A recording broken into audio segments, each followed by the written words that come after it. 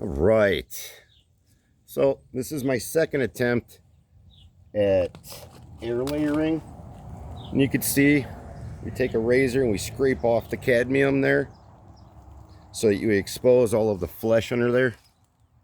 I like to do it near a node or a junction. We have more chance of root growth from there.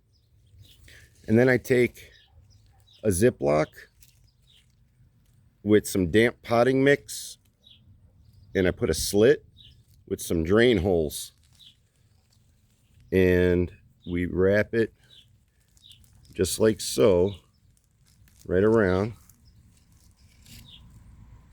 and then we take foil and wrap it around.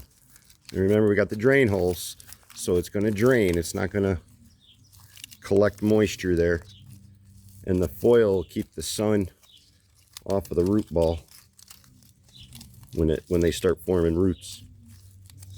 And then we just kind of pack that around there. See that? Like a little baked potato. That'll hopefully grow roots. This is a contorted filbert, and trying to propagate it.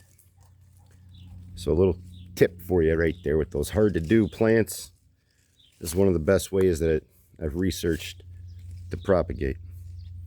So happy farming, y'all. Later.